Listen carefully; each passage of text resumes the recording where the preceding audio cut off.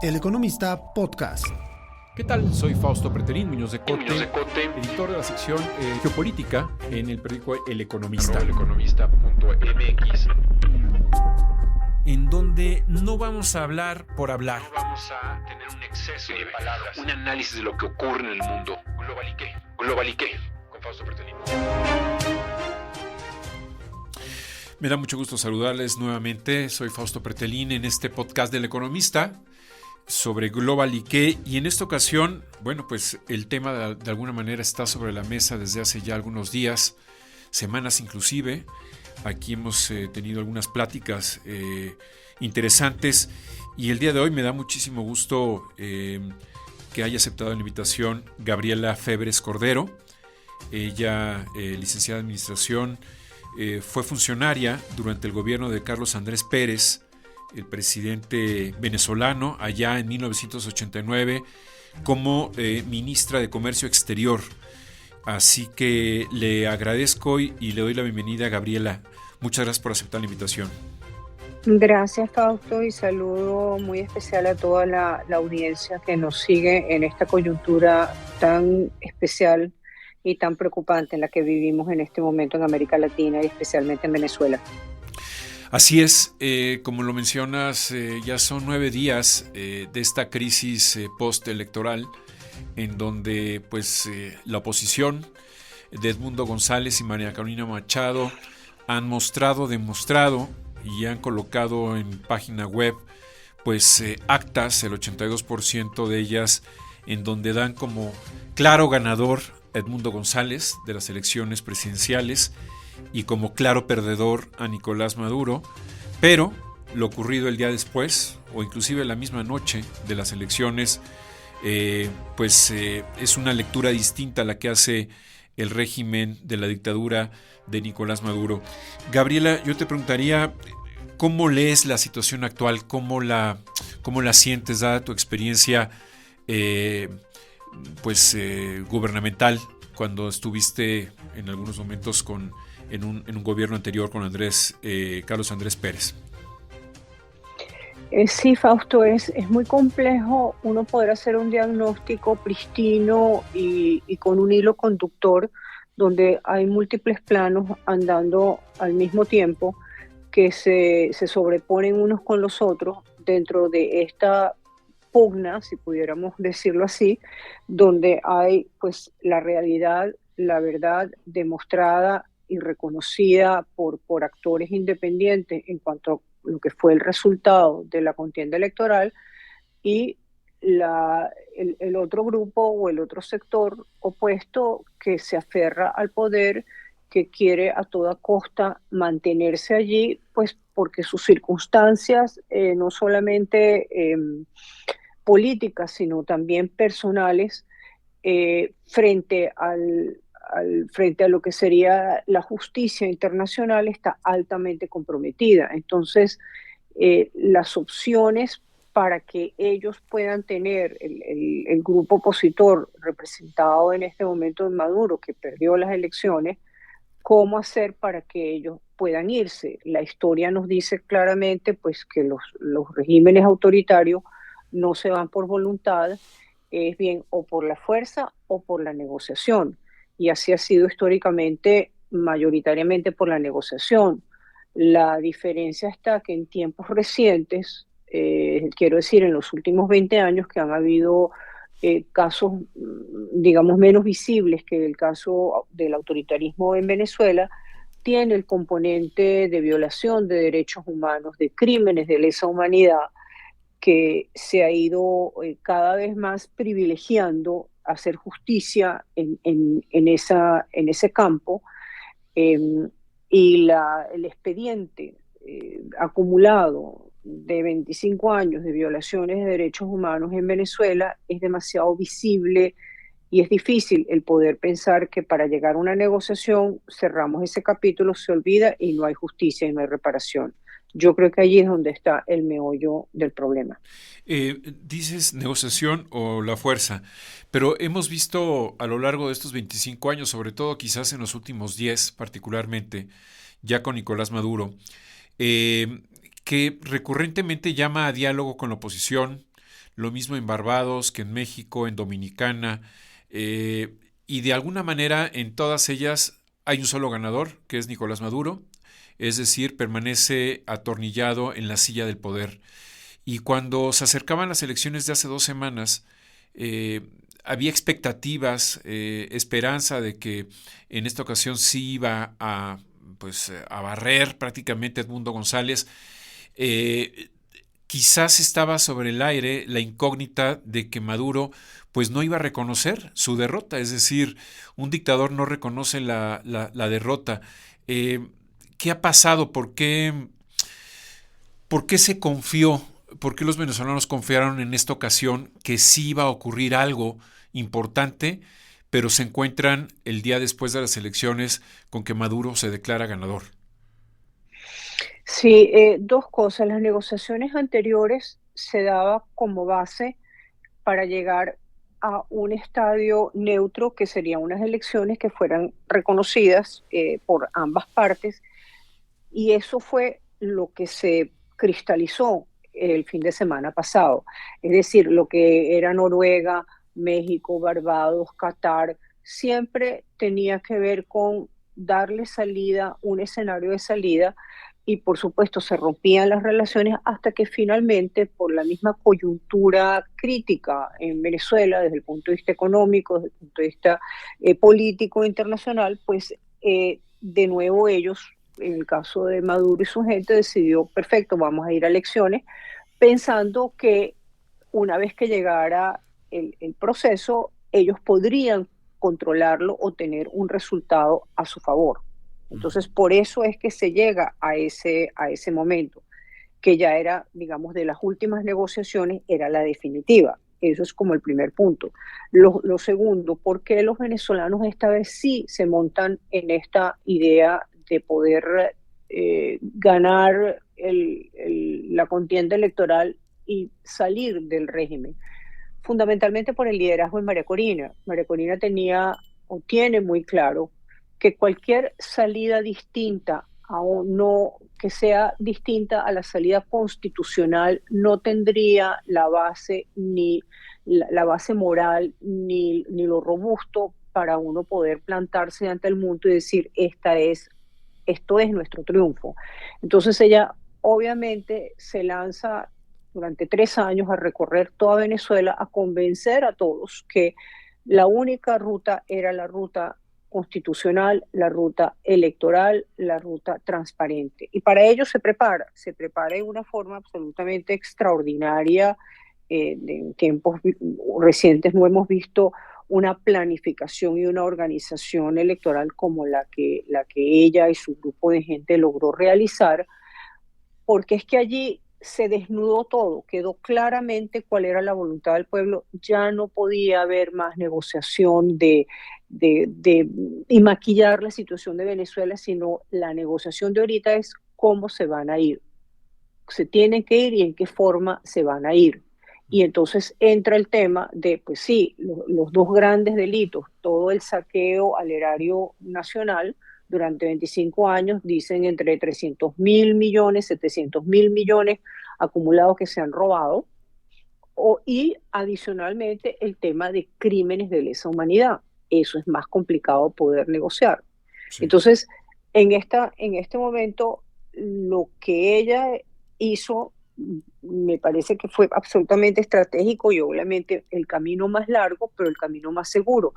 Demostrar contundentemente a la comunidad internacional: aquí hubo una ruta electoral absolutamente limpia, demostrable, de qué fue lo que querían los venezolanos, pues el 80, el 60%, y eso hay que sacarle los 5 millones que pudieran votar de los 8 millones que están en el exterior, que no pudieron ejercer su derecho, pero es absolutamente contundente esta realidad. Aquí muy pocos pueden quedarse defendiendo la posición del régimen. Irán, China, Rusia, Siria, pues Hezbollah, que tiene un poco de presencia en Venezuela, en la isla Margarita.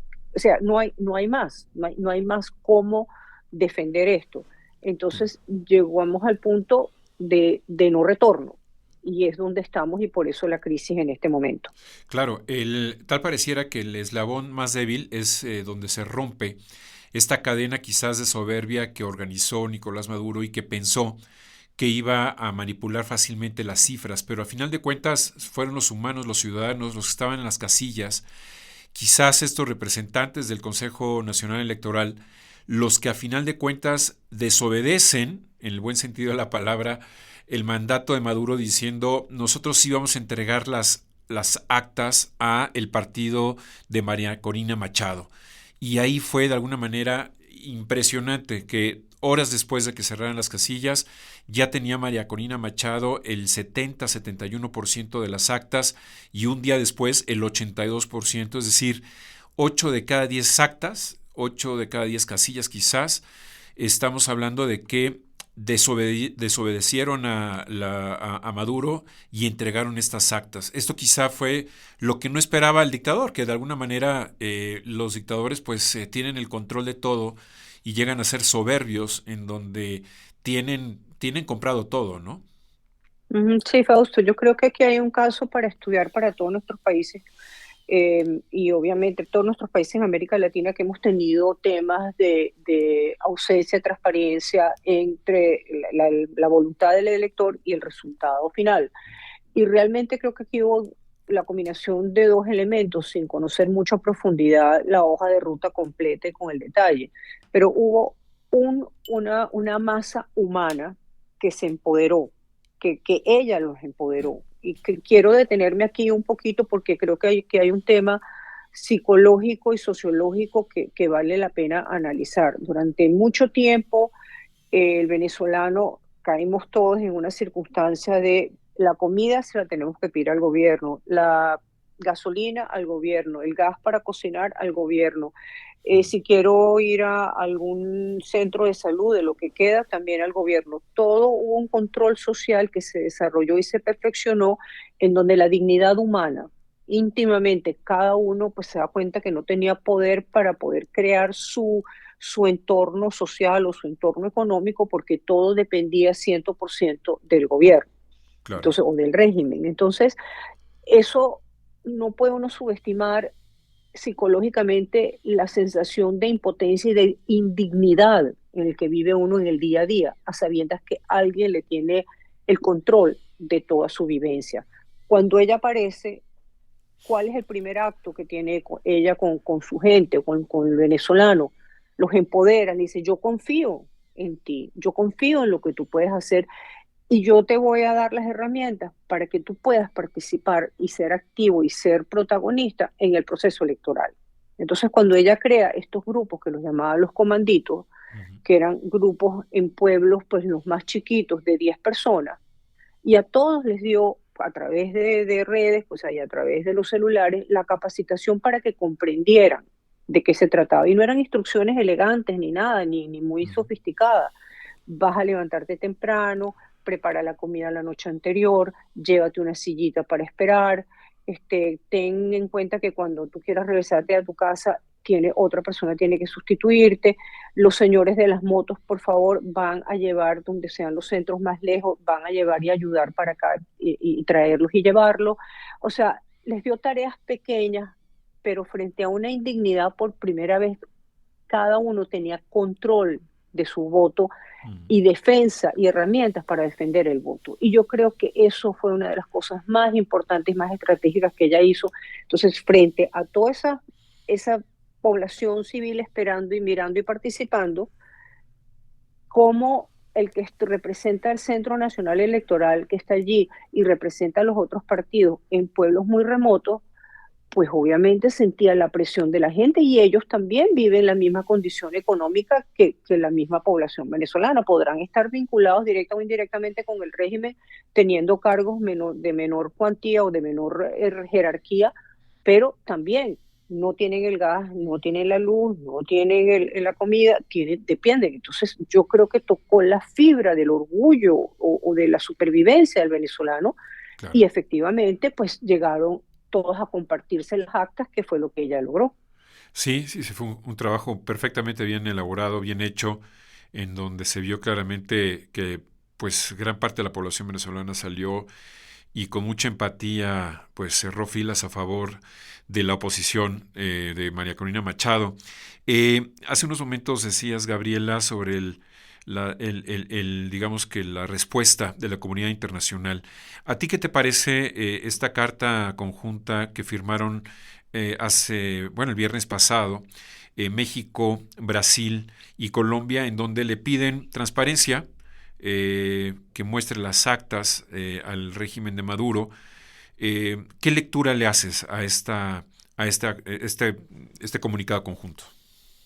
Yo creo que hay dos planos, como dicen, un tiro a la patria y un tiro a la revolución. Por una parte, pues la pátina tiene que presentar los recaudos, tiene que presentar sus actas, pues para poderlas cotejar con las otras, que son las actas del Consejo Nacional Electoral. Es que María Corina no se inventó esas actas, esas son las del Consejo Nacional, y las tirillas, que son las actas, ahí están y son emitidas por el mismo Consejo Nacional Electoral. Lo que pasa es que ellos las escondieron y María Corina pudo tener acceso a ellos, pero por una parte mantienen la forma de que es importante esto, pero la otra, el haber impedido la votación en la OEA, que tampoco era importante, pero no era de envergadura. La votación en la OEA que se pierde, señores, tienen que mostrar las actas, tienen que presentar los resultados. Pues obviamente esto también juega a darle tiempo al régimen. Entonces, la pátina perfecta, pero en el fondo es ganar más tiempo y seguir prolongando el proceso. Claro. Yo creo que mencionas, Gabriela, la palabra clave, ¿no? Tiempo. Tiempo, que es el único activo que le queda a Nicolás Maduro, además de las armas y del ejército, por supuesto. Pero es experto Maduro en convencer a sus aliados para que les dé tiempo. Tiempo le dio Zapatero, el tiempo le dio México. Pero en el caso de Lula, porque López Obrador ya ha tenido casi 6 años pues, de un retiro de su política exterior, ¿no? Ha sido una política exterior dogmática, ¿no? Una diplomacia dogmática y no de Estado, yo le llamo. No sorprende esta postura, pero de Lula, que de alguna manera pues, se convierte en el líder regional con una visión internacional, una geopolítica mucho más avesada que los otros presidentes, da la impresión de que unos días antes de las elecciones, cuando dice que se sorprendió de las declaraciones de Maduro, cuando dice que podría haber un baño de sangre, pues iba a seguir un camino distinto, sobre todo que junto con Colombia, Brasil son los países que más reciben inmigrantes venezolanos después de este éxodo económico y político a falta de libertades y de dinero en Venezuela. Pero da la impresión de que Lula pues guarda silencio, menciona que todo normal, que el día de las elecciones fue algo normal, pero también ¿tú crees que al final de cuentas Lula se va a prestar a blanquear esta dictadura?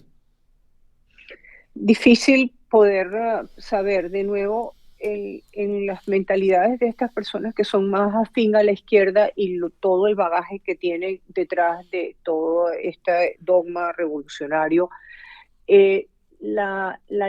Cualquier negociación, grande o chiquita, nunca se puede llegar de inmediato. Siempre tiene que haber algo más que pueden sacar, que pueden recibir o de ventaja que puedan tener. En este caso, los tres, uno con mayor peso, otros menos, son de la misma escuela, para ponerlo en esos términos. Entonces, el poderle dar el beneficio a Maduro, que salve lo poco que se pueda salvar de la izquierda que él representa, si podemos decir que eso es una izquierda, porque eso se volvió, pues, es una cosa de una cleptocracia en esteroides. Pero lo que pueda salvar de ellos, por supuesto que le dan la duda, pero eso es de nuevo por el mismo dogma y por la misma estructura que tiene el pensamiento de la izquierda. Hay una solidaridad tácita que hay allí, y sí, esto no es presentable, pero vamos a darle el último chance a ver si de pronto si contesta, y de nuevo le juegan a que también pues Maduro gane tiempo, sin duda alguna. Entiendo. Hablas de las negociaciones y creo que eres una gran conocedora porque reconoces que pues lleva tiempo, no es una negociación que va a ser tan fácil. Ya son 25 años. Cuando yo estaba preparando esta conversación contigo, vi un video en donde te entrevistan y también colocan un audio, un video ya de hace algunos años, donde Carlos Andrés Pérez, digamos que anticipa que viene una dictadura con Hugo Chávez. Y ya de alguna manera pues lo advertía. ¿Tú en su momento también advertías lo que iba a ocurrir con Venezuela, Gabriela? Yo lo que sentía en su momento, hace muchos años ya, digamos, vi la fragilidad del gobierno del presidente Pérez y tenía mis grandes dudas de que pudiera, digamos, de que terminara en una forma normal. Sí sentía que había algo oscuro que estaba acechándonos a todos y que eso no auguraba algo bueno. De allí a pensar que tuviéramos una dictadura de esta naturaleza y un régimen de esta naturaleza, no lo imaginé a esta profundidad. A mí sí me sorprendió porque recuerdo esa entrevista al presidente en el año 98, 97, no recuerdo exactamente, con un periodista importante venezolano, donde él tajantemente pronostica lo que sucede. Y si uno mira el discurso de renuncia a la presidencia, cuando fue obligado a renunciar, pues también allí lo anuncia. Él sí tendría claro seguramente porque él vio y vivió la dictadura de Pérez Jiménez. Todos nosotros nacimos después de Pérez Jiménez y no teníamos ningún referencial para ello. Entonces es muy diciente mirar atrás 30 años o más y darse cuenta que el presidente lo tenía clarísimo y ninguno escuchó. Y por eso hoy en día, frente a las nuevas generaciones, les explican y les enseñan, miren esto, cómo nosotros no vimos. Entonces, en mi caso, yo tampoco pude avisorar eso. Nosotros estábamos en un concepto de que éramos la mejor democracia de América Latina, que éramos lo más estable, mientras habían dictadores en Chile, en Argentina, en Perú, nosotros no. Entonces, bueno, pues sentíamos que eso era normal. ¿Cómo podíamos saber lo que era realmente sino vivirlo estos últimos 25 años? Claro, y además los rasgos de esta conversión de una democracia hacia una dictadura fue paulatina, ¿no? Es decir, van erosionando poco a poco el distanciamiento de los poderes, la democracia, las libertades, la libertad de prensa. No son los tanques, los rifles o los golpes de Estado, sino que de alguna manera es un tránsito silencioso, paulatino, en donde quizás estos personajes van maquinando este guión de ahora que sigue. Eh, ¿Tú crees que de alguna forma la región en América Latina hay sistemas, hay gobiernos que de alguna manera también están erosionando la democracia?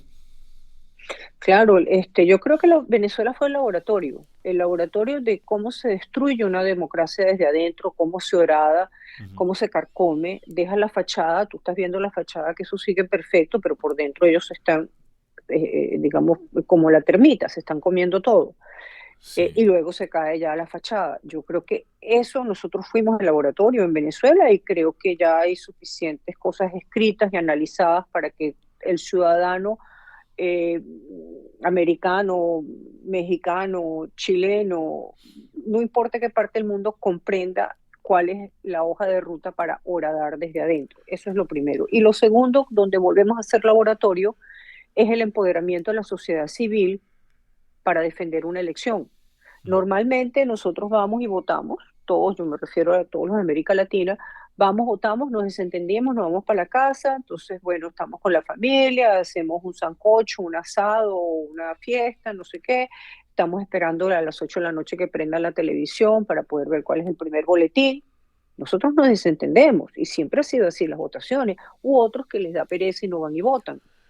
Esta vez, este laboratorio, creado por María Corina, mostró cómo, digamos, el constituency, el votante, se apropia de su voto, no solamente en ir a votar, sino a ir a defenderlo y a actuar y a hacer presión.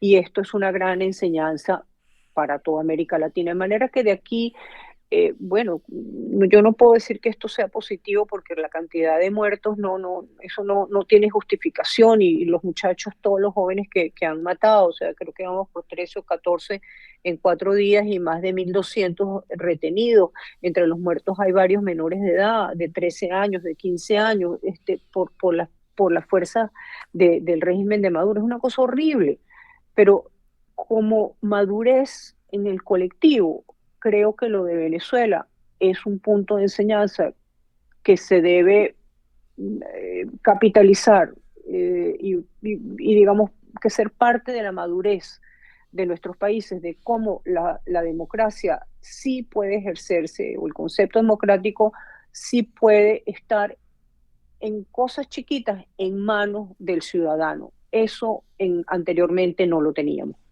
Eso es algo también muy importante. Eh, ¿Y tú qué avisoras de alguna manera cuando el secretario de Estado, Anthony Blinken, dice, reconocemos que la victoria es de Edmundo González? eh, ¿No crees que pueda haber algún efecto similar al de Juan Guaidó? Yo entiendo que Guaidó no tuvo legitimidad en las urnas, algo que Edmundo González sí la tiene. Pero a lo que voy es que ni con el Grupo de Lima, con más de 50 países apoyando a Juan Guaidó, lograron asfixiar políticamente hablando al régimen de Maduro. Eh, ¿Podría existir algo similar? Es decir, que haya un concierto internacional en donde 50 países, poniendo un ejemplo, puedan reconocer a Edmundo González, pero no ocurra absolutamente nada. Yo pensaría que yo creo que son escenarios distintos. Digamos, la votación masiva a favor de una opción democrática es muy, muy poderosa frente a lo que fue el escenario de Guaidó, que hubo una usurpación, una grosera usurpación de la Asamblea en ese momento. Y bueno, y allí es donde, y también de la elección presidencial en el 2018, y ahí es donde entra, pues, eso era de hecho un golpe de Estado, que ahora los golpes de Estado, por supuesto, son todos maquillados para que la narrativa pueda ser más endeble. Y en ese momento, pues ha sido, esto no puede continuar, por eso aparece la figura de Guaidó como presidente del Congreso y viene el apoyo, obviamente, de los Estados Unidos, que trabaja con otros países para que terminaron siendo 60 y pico de países apoyando esa figura. El balance sobre las sanciones, sobre esa figura, sobre, digamos, ese laboratorio que quedó a medias, yo creo que es muy temprano para hacer un juicio. Ujú. Yo intuitivamente, porque no tengo los argumentos técnicos ni tampoco, digamos, conceptuales, pero es más mi intuición, yo creo que la fortaleza y lo pristino y transparente que hay en esta situación, porque es absolutamente transparente, de alguna otra forma es una evolución de lo que ocurrió en el 19, cuando ya fue la primera, digamos, el primer intento de demostrarle al mundo que Maduro era un dictador. Las condiciones no se dieron porque de pronto tampoco la gente estaba activada. O sea, el call to action no fue tan claro en el 19, 18 y 19 como el Claro. call to action de hoy. Y eso hace una diferencia y de nuevo volvemos a el achicamiento entre el concepto de democracia y ciudadano. Hoy en día está mucho más perfeccionado que lo que fue en su momento con Guaidó. Entiendo. Eh, ya para ir finalizando, Gabriela, uno de los presidentes que quizás, desde mi punto de vista, ha respondido con mayor claridad, sobre todo porque es de izquierda, es Boric, el presidente de Chile. Eh, de alguna manera hay otros presidentes como el guatemalteco, que también de alguna forma ha sido categórico, el presidente Arévalo, y que de alguna manera, yo lo digo, en el caso de México, México ha descendido a una segunda división de la diplomacia regional y en realidad es lamentable ver que un presidente como López Obrador, que llegó al poder hace 6 años con tanta legitimidad, pues tenga cierta proclividad hacia regímenes autoritarios como el cubano, el venezolano, en menor medida con el de Nicaragua, pero sorprende, a mí al menos no me deja de sorprender, porque yo me dedico a esta parte de la política internacional. Eh, ¿tú cómo ves las respuestas de Boric, de toda la región, sobre esta crisis profunda de Venezuela? Em, yo no sigo mucho al presidente Boric, pues digamos, no me he profundizado Ujú. un poco sobre él, ni su vida, ni su historia, pero lo que me da la sensación, eh, y con cierta admiración, es que si, si no se pronuncia, si él opta por sumarse a las medias tintas de los demás, la izquierda como concepto, como opción, desaparece por largo tiempo. Y yo creo que la izquierda se ha desfigurado tanto asociándose con narcotráfico, con robo, con violación de derechos humanos, con todo lo peor de la condición humana, Ujú. que Boric en su integridad o en su creencia dice, no, yo no puedo comulgar con eso y así sea que yo esté solo en el desierto. Ujú.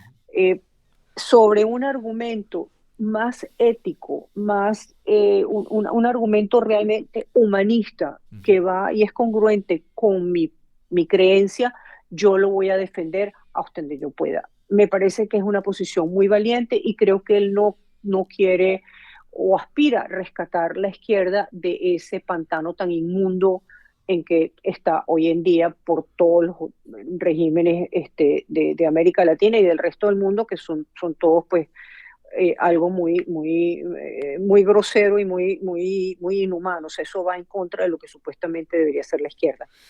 Es interesante, mencionas la palabra ética, ¿no? Y se nos olvida que Michelle Bachelet, cuando estaba al frente de este organismo de Naciones Unidas sobre el tema de derechos humanos en Ginebra, encarga este estudio sobre lo ocurrido en algunas de las protestas, no recuerdo si en el 17 o 18, y encuentran pues posibles crímenes de lesa humanidad por parte del régimen de Maduro, pero eso no es tomado por la izquierda y tú creo que lo mencionas muy bien, ¿no? Esta izquierda ya ha derivado en un escenario de corrupción, de narcotráfico, que no tiene nada que ver con izquierda del siglo XX o con la ideología, los ideales, ¿no?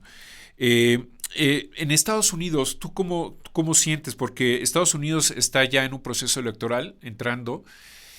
Posiblemente, bueno, no posiblemente, va a haber algún cambio ya de presidente, porque ya el presidente Biden decidió que no va a la reelección y está Kamala Harris contra Donald Trump.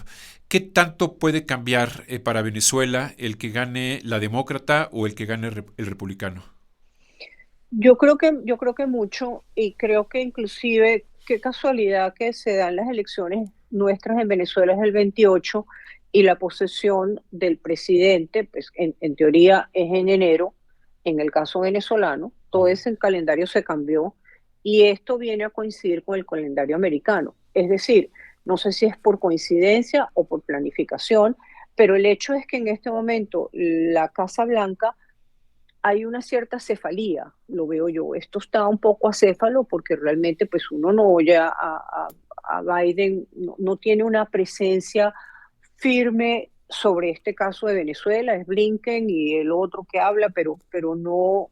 no hay una cosa robusta de este lado, lo que permite caer en el juego de ganar tiempo de parte del régimen. Entonces, creo que la negociación o la salida definitiva de Venezuela sí está ligada al calendario presidencial norteamericano y sí creo que se va a demorar un rato precisamente porque esa fuerza que pues en la época de Reagan o Bush determinaban, hoy en día ya no determina, ya el poder se atomizó. Eh, Creo que la señal del 4 o 5 de noviembre, cuando es la elección, va a ser un indicador importante para el régimen, Ujú. en el sentido que si pues la votación es por Trump, pues ya ellos saben a qué atenerse. estarán mirando a ver cómo van a hacer y bueno, cruzando los dedos que sea quizás Kamala, porque piensan que con la vicepresidenta, por lo mismo de la supuesta afinidad del tema a la izquierda, puedan conseguir unos espacios de negociación y de volver a darle más larga al tiempo. Entonces, nuestro calendario de resolución en Venezuela, a mi forma de ver, está, pues, por coincidencia o no, muy atado al calendario electoral americano. Entiendo. Pues Gabriela Febres Cordero, no sé si quieras agregar algo. Recordamos a quienes nos escuchan que Gabriela Febres Cordero fue ministra de Comercio Exterior en el gobierno de Carlos Andrés Pérez allá en Venezuela hacia el año 1989. La única, digamos, recomendación o sentimiento muy de corazón hacia México, hacia los mexicanos, tengo amigos que quiero mucho allá. Empodérense. No, vendrán los liderazgos, pero medios de comunicación, lo que tú haces también, Fausto, es muy importante para que la gente se inspire en lo que ha sido el trabajo de la gente más humilde en Venezuela, pero la más humilde, la que se acuesta a dormir sin comer y sin embargo fue a defender su voto, fue a pelear por sus derechos, fue a pelear por su dignidad y siguen saliendo a las calles a defender algo honesto y correcto. Yo creo que esa inspiración tenemos que tomarlas todos en América Latina y en nuestros hogares, en nuestras casas. Tenemos que ser más activos porque la democracia sí, está allí, ahí están los preceptos y está pues toda la historia desde la época de Atenas y Grecia y todo lo que quieras, pero si nosotros no la ejercemos como tal y nos unimos como tal y creamos los grupos para ello, pues siempre vamos a estar a merced de algún tirano o de algún voluntarioso que entra a la presidencia y se trata precisamente de evitar que esto ocurra ahora que los golpes de Estado no son los duros con tanques, sino blandos con la pluma y cambiando la Constitución.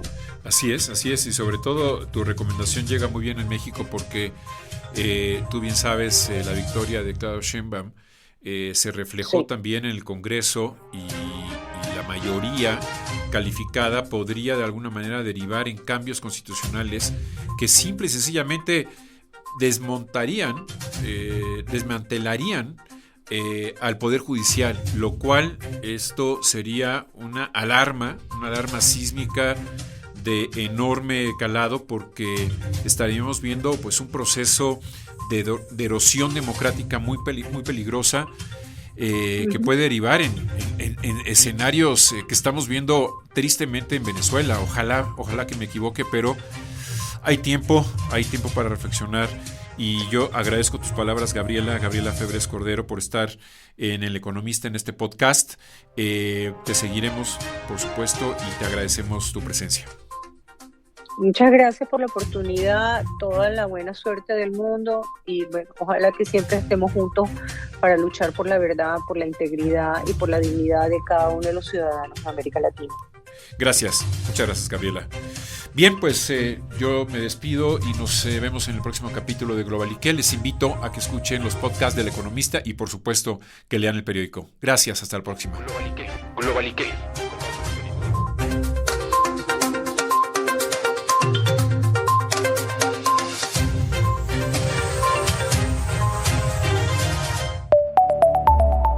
El Economista Podcast.